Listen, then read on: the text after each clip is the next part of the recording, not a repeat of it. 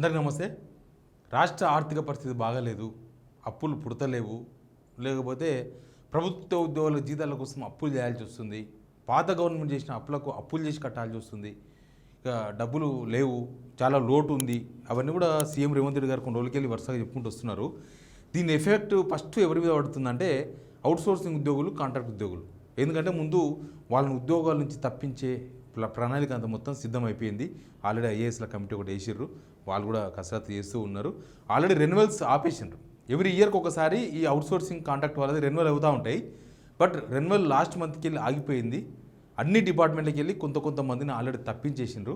కానీ వీళ్ళ టార్గెట్ చాలా పెద్దగా ఉంది. ఆ టార్గెట్ మొత్తం రీచ్ కావాలి. ప్రభుత్వం వీళ్ళ ప్లేస్లో మేము రెగ్యులర్ ఉద్యోగులను అడ్జస్ట్ చేస్తామని చెప్తున్నది. కానీ అసలు ప్రభుత్వంలో చాలా ఖాళీలు ఉన్నాయి. మనం చూసినాం కదా, అంతకుముందు పిఆర్సీ కమిటీ 2 లక్షల ఉద్యోగాలు ఖాళీ ఉన్నాయని చెప్పింది. అట్లాంటప్పుడు ఆ లెక్క ప్రకారం ఇప్పుడు కూడా చాలా ఖాళీ ఉంది.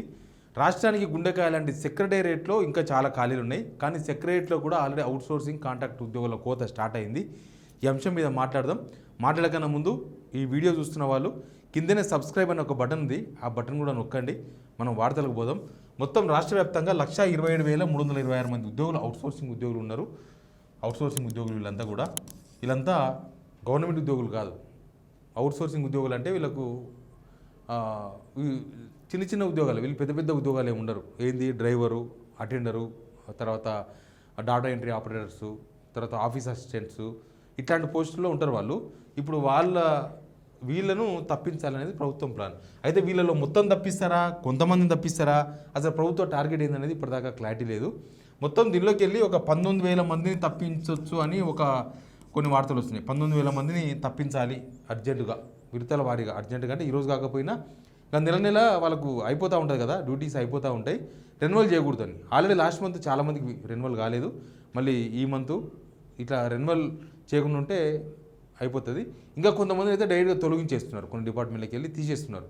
కానీ వీళ్ళందరూ దాదాపు 20-25 ఏళ్ళకి వెళ్ళి ఇక్కడ పనిచేస్తున్నారు. మన దగ్గర అప్పుడు చంద్రబాబు నాయుడు వచ్చిన తర్వాత ముఖ్యమంత్రి ఉమ్మడి ఆంధ్రప్రదేశ్లో అప్పుడు స్టార్ట్ అయింది అవుట్సోర్సింగ్ కాంట్రాక్ట్ ఉద్యోగులు. అప్పటిదాకా లేరు, అప్పుడే స్టార్ట్ అయింది. అప్పుడు రిక్రూట్ అయిన వాళ్ళు ఇప్పటికీ ఇంకా వాళ్ళు పెద్ద జీతాలు కూడా ఏముండవు, వాళ్ళ పనులు చేసుకుంటున్నారు. వాళ్ళకి అప్పగించిన పని వాళ్ళ జీతాలు 15,000 నుంచి 25,000 వరకు ఉంటాయి. ఇంకా కొంతమందికి 30,000 వరకు ఉండొచ్చు మ్యాక్సిమం. కానీ ఇప్పుడు వాళ్ళే భారం అంటుంది ప్రభుత్వం.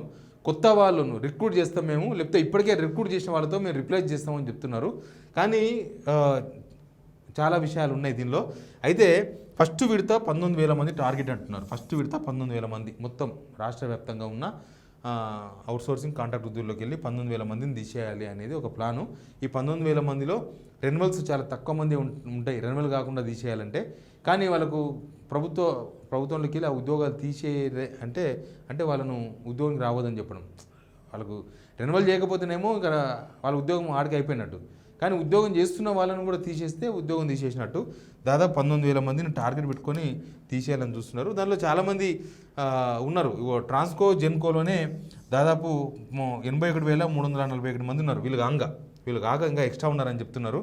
వీళ్ళందరినీ తప్పించాలనే ప్లాన్ ఒకటి నడుస్తుంది. పాఠశాల విద్యాశాఖలో మొత్తం 60% మందిని ఉన్న 100 మంది అవుట్సోర్సింగ్ ఉద్యోగులు ఉంటే దానిలో 60 మందిని తీసేయాలనేది ఒక ప్లాన్ గవర్నమెంట్లో ఉన్నట్టుగా వార్తలు వస్తూ ఉన్నాయి. ఇక ఏ డిపార్ట్మెంట్లో ఉన్నాయంటే రెవెన్యూ శాఖలో ఉన్నారు, రిజిస్ట్రేషన్ శాఖ, excise, tax, transport, RTC, municipality, Panchayati Raj, ఇన్ని డిపార్ట్మెంట్లో అవుట్సోర్సింగ్ ఉద్యోగులంతా కూడా పనిచేస్తూ ఉన్నారు. తర్వాత ఇక్కడ ఆల్రెడీ రిజిస్ట్రేషన్ శాఖలో 155 మందిని తప్పించినట్టుగా కూడా చెప్తూ ఉన్నారు. ఇంకా కొన్ని వార్తలు వస్తున్నాయి. అసలు ఈ మొత్తం 127,226 ఉద్యోగుల్లో సగానికి కొయ్యాల్సిందే. సగం మంది అవుట్సోర్సింగ్ ఉద్యోగులను లేపాల్సిందే. వాళ్ళని ఏబీసీ సెలెక్ట్ చేస్తారు అంటే బహుశా ఇంకా ఈ మంత్ మొన్న ఏప్రిల్ అయిపోయింది. ఏప్రిల్ 30కి కొంతమంది రెన్యువల్ కావాల్సి ఉండే, రెన్యువల్ చేయలేదు అంటే వాళ్ళు అయిపోయింది. తర్వాత రేపు మళ్ళీ 31కి మళ్ళీ కొంతమందికి వాళ్ళ టైం అయిపోతుంది, సంవత్సరం అయిపోతుంది. అప్పుడు రెన్యువల్ చేయాల్సిన అవసరం ఉంటుంది. రెన్యువల్ చేయరు, వాళ్ళ ఇంటికి పోతారు. ఇట్లా ఎవ్రీ మంత్ రెన్యువల్ చేయకుండా చాలామంది ఇంటికి పోతూ ఉంటారు. ఇంకా ఎక్సెస్ ఉన్న వాళ్ళని తీసేయాలి. యాక్చువల్గా ప్రభుత్వం ఇక్కడ ఈ జెన్కో ఇక్కడ ఉన్న ఉద్యోగ సంఘాలు చేసి వాళ్ళు ఏమంటున్నారంటే బర్డెన్ చాలా ఉంది, వర్క్ బర్డెన్ చాలా ఉంది, ఉండని వాళ్ళని ఉంచుకుందాము. ప్లస్ వాళ్ళందరూ కూడా 15-20 ఏళ్ళకి పనిచేస్తున్న వాళ్ళు లేకపోతే కూడా ఇబ్బంది అవుతుంది. మళ్ళీ ఎక్స్పీరియన్స్ పర్సన్స్ రావాలి కదా, కాబట్టి వాళ్ళని ఉంచుకుందాము. వాళ్ళని తీసేస్తే కూడా వాళ్ళు మళ్ళీ ఉద్యోగాలు దొరకవు అని చెప్పి ఆ సంఘాలకు సంబంధించిన నేతలు గవర్నమెంట్కు చెప్పే ప్రయత్నం చేస్తున్నారు. కానీ అట్లాంటిది ఏం లేవు, ఎవరు పప్పులు ఉడకవు. ఖచ్చితంగా అవుట్సోర్సింగ్ ఉద్యోగులను తగ్గించుకోవాలి. ప్రభుత్వము బర్డెన్ తగ్గించుకోవాలని చూస్తుంది. బర్డెన్ తగ్గితే జీతాలు కొద్దిగా తగ్గుతాయి అనేది వీళ్ళ ప్లాన్ ఉండొచ్చు. కానీ ఉద్యోగ సంఘాల నేతలు ఒక మాట చెప్తున్నారు. ఒక ప్రభుత్వ ఉద్యోగి జీతము 3 అవుట్సోర్సింగ్ ఉద్యోగులు వస్తారంట. అంటే వీళ్ళకు 60,000 ఇచ్చినారు ఒక ప్రభుత్వ ఉద్యోగికి. దీనిలో 20,000 3 అడ్జస్ట్ చేయొచ్చు. ఆల్రెడీ అట్లే నడుస్తుంది. ఇప్పుడు వాళ్ళ జీతభత్యాలు అవన్నీ చూస్తే ఒక ప్రభుత్వ ఉద్యోగి ఈక్వల్ టు 3 అవుట్సోర్సింగ్ ఉద్యోగులు. ఇప్పుడు ఆ 3 తీసేసి ఒక్కరినే పెట్టడం వల్ల వర్క్ బర్డెన్ అవుతుంది. ఆ 3 వర్క్ ఆయన చేయలేడు. కానీ శాలరీ మాత్రం 3 శాలరీ ఒకరికి ఇవ్వాల్సి వస్తుంది. మరి ప్రభుత్వ ఉద్యోగాలు భర్తీ చేయకపోతే నిరుద్యోగుల ఉద్యోగాలు ఎట్లా వస్తాయి? ఇది కూడా కరెక్టే. కానీ ఈ అవుట్సోర్సింగ్ ఉద్యోగులు ఉండంగానే 2 లక్షల ఖాళీ ఉన్నాయని చెప్పేసి పీఆర్సీ కమిటీ చెప్పింది. అప్పుడు ప్రతిపక్షంలో ఉన్న కాంగ్రెస్ వాళ్ళందరూ కూడా చెప్పిండ్రు, అవును కరెక్టే, 2 లక్షల ఉద్యోగాలు ఖాళీలు ఉన్నాయి అని అప్పుడున్న గవర్నమెంట్ కేసీఆర్ గవర్నమెంట్ మీద తీవ్రమైన ఒత్తిడి పెంచిండ్రు. నిజానికి అసలు తెలంగాణ వచ్చిన తర్వాత ఈ అవుట్సోర్సింగ్ కాంట్రాక్ట్ ఉద్యోగులు ఉండరు, వీళ్ళందరినీ రెగ్యులరైజ్ చేస్తామని అప్పుడున్న సీఎం కేసీఆర్ చెప్పిండ్రు. సీఎం కాకముందు కూడా చెప్పిండ్రు, సీఎం అయిన తర్వాత కూడా చాలాసార్లు చెప్పిండ్రు. కానీ ఎందుకో ఆ పని కాలేదు. అసలు అది ఆ పని ముందుకు వెళ్ళలేదు. వాళ్ళు కొంత రెగ్యులరైజ్ చేసే ప్రయత్నం చేసిండ్రు. జివో 16 ద్వారా కొంత రెగ్యులరైజ్ అయ్యిండ్రు అక్కడక్కడ, పంచాయతీరాజ్ కావచ్చు, తర్వాత హెల్త్ డిపార్ట్మెంట్లో అక్కడిక్కడ. కానీ కోర్టు ఈ గవర్నమెంట్ వచ్చిన తర్వాత జివో 16 కొట్టేసింది. అంటే రెగ్యులరైజేషన్స్ ఉండవు.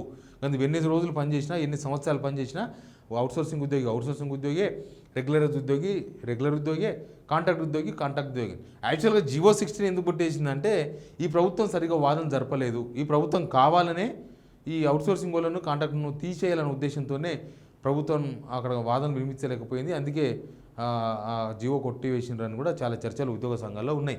అయితే రాష్ట్ర గుండెకాయ లాంటి సెక్రటేరియట్లో ఆల్రెడీ 300 మంది ఉద్యోగులను తప్పించినట్టుగా వార్తలు వస్తూ ఉన్నాయి. అంటే ఆయా డిపార్ట్మెంట్లలో అవుట్సోర్సింగ్ పద్ధతిలో పనిచేస్తున్న వాళ్ళందరినీ తప్పించే కార్యక్రమం స్టార్ట్ అయింది.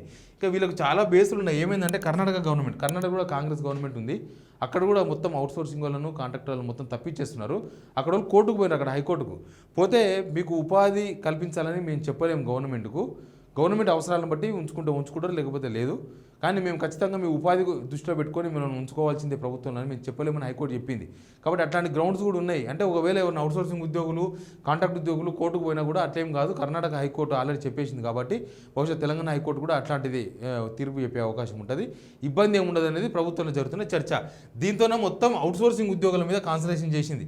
మొత్తం ఇంకొక 6-7 మంత్స్లో ఆల్మోస్ట్ అవుట్సోర్సింగ్ ఉద్యోగుల స్ట్రీమ్లైజ్ అయిపోవడం అంటే దీనిలో ఎంతమంది ఉద్యోగులను తీసేసి మిగతా వాళ్ళను ఎక్కడెక్కడనో అడ్జస్ట్ చేసి ఇంకా కొద్దిగా ఖర్చులు తగ్గించుకోవాలనేది ప్రభుత్వ ప్లాన్గా కనిపిస్తుంది. బట్ అవుట్సోర్సింగ్ ఉద్యోగులు, కాంట్రాక్ట్ ఉద్యోగుల పరిస్థితి ఏంటంటే నిజానికి వీళ్ళకి ఏం అపాయింట్మెంట్ లెటర్స్ ఉండవు, గవర్నమెంట్ అపాయింట్మెంట్ లెటర్స్ ఉండవు. వీళ్ళు కోర్టుకు పోతే కూడా ఇప్పుడు ప్రభుత్వ ఉద్యోగిని తప్పించారనుకో, ప్రభుత్వ ఉద్యోగి ఆయనకు అపాయింట్మెంట్ ఆర్డర్ ఉంటుంది, సర్వీస్ రికార్డు ఉంటుంది, అవన్నీ పెట్టుకొని కోర్టుకు పోతారు. కానీ వీళ్ళకు సర్వీస్ రికార్డు ఉండదు, వీళ్ళకి అపాయింట్మెంట్ లెటర్ ఉండదు, ఏమీ ఉండదు. వీళ్ళకు బహుశా ఐడి కార్డులు కూడా గవర్నమెంట్ ఐడి కార్డులు ఉండవేమో. అవుట్సోర్సింగ్ అవన్నీ అంటే బహుశా వాళ్ళకి సంబంధించిన సంస్థలు ఉంటాయి, బయట ఏజెన్సీల ఐడి కార్డులు ఇట్లా ఉంటాయేమో, నాకు తెలిసి అదే ఉంటుంది. మరి అట్లా ఉంటే కోర్టుకు పోతున్నా చెల్లదు. ఇంకా ఈ పోనీ ఇన్ని సంవత్సరాలు పనిచేసిండ్రు కదా, వీళ్ళని రెగ్యులరైజ్ చేద్దాం, లేకపోతే వీళ్ళ సేవలు వినియోగించుకుందాం అన్న ఆలోచన కూడా ప్రభుత్వానికి లేదు. నిజానికి ఇది కాస్ట్ కటింగ్గా చెప్తున్నారు, కానీ ఇది కాస్ట్ కటింగ్ కాదు. ఇది కాస్ట్ కటింగ్ కోసం అయితే నేను చెప్పిన కదా, ఒక 3 ఉద్యోగులకి ఇచ్చే జీతం ఒక ప్రభుత్వ ఉద్యోగికి ఇస్తున్నారు. ఇది కాస్ట్ కటింగ్ కింద కూడా కాదు. కానీ ఉద్యోగుల సంఖ్యను తగ్గించాలి, ఎక్కువ ఉన్నారు ఉద్యోగులు అని చెప్తున్నారు. ఉండాల్సిన వాళ్ళకన్నా ఎక్కువ మంది ప్రభుత్వంలో ఉద్యోగులు ఉన్నారు. కాబట్టి వాళ్ళ పని కూడా ఏం లేదు, వాళ్ళని తీసేయడం బెటర్. కానీ నిజానికి ప్రభుత్వంలో చాలా ఖాళీలు ఉన్నాయి, చాలా అవసరం ఉంది. ఎందుకంటే చాలా రకాల స్కీమ్స్ జనాలకు అందియాలంటే అడ్మినిస్ట్రేషన్ కరెక్ట్గా ఉండాలి. మొదలే కొద్దిగా అడ్మినిస్ట్రేషన్ డిస్టర్బెన్స్ కనిపిస్తుంది గవర్నమెంట్లో. కానీ మరి ఎందుకో అసలు ఈ అవుట్సోర్సింగ్ ఉద్యోగుల విషయంలో కానీ, కాంట్రాక్ట్ ఉద్యోగుల విషయంలో కానీ ఏమాత్రం ప్రభుత్వం సుముఖంగా లేదు. ఒకరు సుముఖంగా ఉంటే ఇప్పటికే తప్పించే ప్రక్రియ స్టార్ట్ చేసేది కాదు, ఆల్రెడీ స్టార్ట్ చేసిండ్రు. వాళ్ళ లెక్క ఏం లెక్క ఉందో కానీ ఎవ్రీ మంత్ ఇంకా ప్రభుత్వ ఉద్యోగులు ఎట్లయితే రిటైర్మెంట్ అయిపోతారో సేమ్ అవుట్సోర్సింగ్ కాంట్రాక్ట్ ఉద్యోగులు కూడా ఆ నెల వాళ్ళ టైం అయిపోయిన తర్వాత రెన్యువల్ చేయరు. అంటే వాళ్ళ పదవి అయిపోయింది ఆడికి. ఇక ఏం జరుగుతుందంటే మొత్తానికి అవుట్సోర్సింగ్ ఉద్యోగులు, కాంట్రాక్ట్ ఉద్యోగులు మొత్తానికి ఉండరా, కొంతమంది ఉంచుకుంటారా, విడతల వారీగా మొత్తం లేపేస్తారా, ఇన్ని డిపార్ట్మెంట్లు అని చెప్తున్నారు. నిజానికి పోలీసుల్లో దానిలో కూడా ఉన్న పోలీస్ డిపార్ట్మెంట్లో కూడా అవుట్సోర్సింగ్ ఉన్నారు. బట్ వాళ్ళందరినీ ఏం చేస్తారు, పోలీస్ డిపార్ట్మెంట్ అంటే కాకిరాస్ కాదు, అడ్మినిస్ట్రేషన్లో ఉంటారు. కాబట్టి ఏం చేస్తారో తెలియదు. బట్ అవుట్సోర్సింగ్ ఉద్యోగులు, కాంట్రాక్ట్ ఉద్యోగుల విషయంలో మాత్రం ప్రభుత్వం చాలా సీరియస్గా వర్కౌట్ చేస్తుంది. వాళ్ళందరినీ ఇంటికి పంపించే ప్రక్రియ అయితే నడుస్తుంది. పాపం వాళ్ళ ధర్నాలు కూడా ఎక్కడ ఇప్పటిదాకా తప్పించిన వాళ్ళు కూడా ఎవరు ధర్నాలు కూడా చేయలే. మనం చూస్తూనే ఉన్నాం కదా.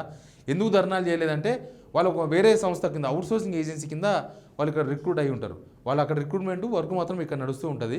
కాబట్టి ఆ ఏజెన్సీ కూడా ఏం చేయలేవు. ఏజెన్సీ మీకు ఉద్యోగం కల్పించి మీరు ఉద్యోగం చేస్తేనే వాళ్ళకు గవర్నమెంట్కి వెళ్ళి ఏజెన్సీకి పోతే ఏజెన్సీ మీకు డబ్బులు ఇస్తుంది. ఈ గవర్నమెంట్ శాలరీస్ కూడా పడవు. డైరెక్ట్గా వీళ్ళంతా పేరోల్ అంటారు చూడు, పేరోల్ కింద ఉండరు. అంటే గవర్నమెంటే డబ్బులు ఇయ్యదు వీళ్ళకు. వీళ్ళు ఏజెన్సీకి ఇస్తే ఏజెన్సీ వీళ్ళకి ఇస్తారు. హాస్పిటల్స్ వైద్య శాఖలో ఉన్నారు, వైద్య శాఖలో కూడా చాలామంది ఉన్నారు. ఇంకా అవసరానికి మించి ఉన్నారు అనేది ప్రభుత్వ వాదన. కానీ చాలా ఖాళీలు ఉన్నాయి, వీళ్ళతో పని ఉందనేది ఉద్యోగ సంఘాల నేతలు చెప్తూ ఉన్నారు. ఎనీవే అవుట్సోర్సింగ్ కాంట్రాక్ట్ ఉద్యోగుల విషయంలో మాత్రం ప్రభుత్వం చాలా సీరియస్గా ఉంది. పదవుల నుంచి తప్పించేందుకు, వాళ్ళ ఉద్యోగాల నుంచి తప్పించేందుకు. Please subscribe Signal TV.